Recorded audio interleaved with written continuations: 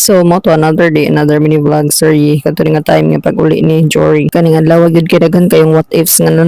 nanulod sa akong ulo gyud ba nakana gyud ko nga what if dili na ko makaya nga wala koy assistant or what if dili na ko kaya nga wala koy masugo or unsa pa na dinha kay dili pilali maghawid pa kag bata or unsa pa na dinha kaso pa kas bata unya napakay kon basta nga what ifs pero ana lang gyud ko sa una-una pud ako ra pinibako sa akong una-una ana ko nga kayanon gyud nako kaning sulod man ko sa una ning sitwasyon kinahanglan gyud akong kayanon. Speaking of the word kayanon ning anak ko Jersey nga i-challenge nako siya kung kaya bigid ko niya mapasan or maarsa ba kay lagi itong mga niagi is kuan kanang pila pati mga timbang na kuan to nya karon kay murag ning lambo-lambo ni gyud gamay itong mga kabuktonan ug mga kuan kalawasan sumoto di gyud siya kakaya kay papalangan ko ka kung babit niya wa na ni surrender na siya kay do ko siya kadao bitaw balik ta sa tong topic nga katong gingon ako nga kinahanglan akong kayanon kay gisudlan man ako so kinahanglan akong kayanon bitaw ay kuan man gid po wala man gid po ilaing kuan ba wala ilaing mubuhat ani kun dili ako ra pod wala ilaing manindigan kundi ako ra pod ako ra man ning buhat sa ingon ani ako ra man ning sulod sa ingon ani nga sitwasyon di ba so mao to mo nang nakana gid ko ang kinahanglan gid akong barugan ang akong gibarugan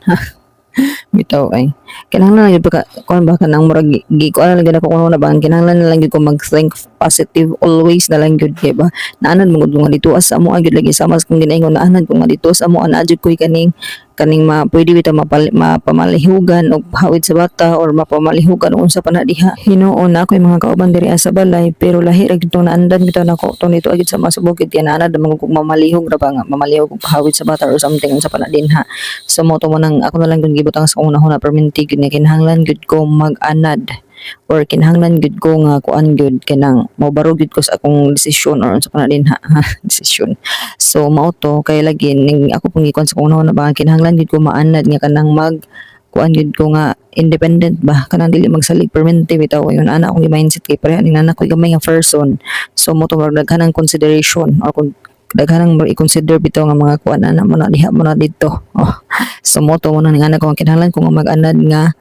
magkat-on kog kinahanglan magkat-on kog kinaugalingon bitaw ang kuan for example para nga desisyon kaugalingon nga huna-huna kung unsa ang ibuhaton labi na niya ako gamay nga person bitaw kadugayan kay murag nakaana nang pukus ang kaugalingon ba nga nindot mo pud ay kanang murag makat-on ka ba nga gikan sa imong kaugalingon bitaw huna-huna or gikan sa imong kaugalingong desisyon makat-on bitaw ka mug kumbaga na kay makat-onan di ba so mo to mo nang nakaana di ko kinahanglan gyud akong barugan